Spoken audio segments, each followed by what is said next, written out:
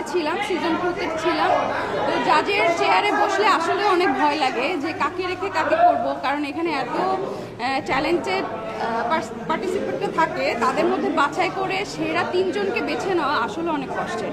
তো কষ্টও লাগছে এবং আনন্দও লাগছে যে আমরা হয়তোবা ট্যালেন্টেড সেরা 3 জনকে বাছাই করতে পেরেছি। সেম প্রশ্ন যদি জয় ভাইকে করি, আসলে কেমন এক্সপিরিয়েন্স হলো আজকে?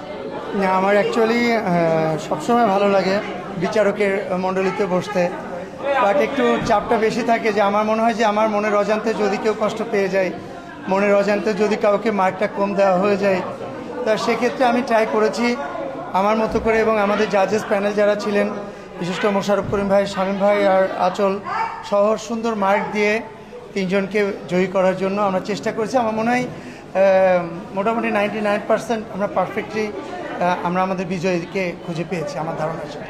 আচ্ছা, একটু আসলে কাছে জানতে চাই, যতটুকু জানি ভাইয়ার সাথে সামনে একটা মুভি আসছে, সেটা নিয়ে আসলে কিছু বলার আছে?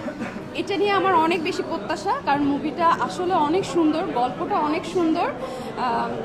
পরিচালক হচ্ছেন মুনতাজুর রহমান আকবর স্যার, এবং ওনার গল্পে কাজ করার সৌভাগ্য হয়েছে, এই জন্য আমি অনেক বেশি লাকি। আশা করি গল্পটা, সিনেমাটা সবার কাছে অনেক ভালো লাগবে, এবং দর্শকরা যেরকম বসে আছে আগ্রহ নিয়ে আমার মুভি দেখার জন্য, সেম আমিও এখন দর্শক হয়ে গেছি। আমার সিনেমা কবে হলে আসবে? ভাইয়ার নেক্সট সিনেমাতে আসলে জয় ভাইয়ের বিপরীতে আপনি কাজ করতে যাচ্ছেন, তো জয় ভাই কিন্তু সদ্য নির্বাচিত এবং তার সাথেই আপনি কাজ করতে যাচ্ছেন, বিষয়টা কিরকম লাগছে আসলে? ও এখন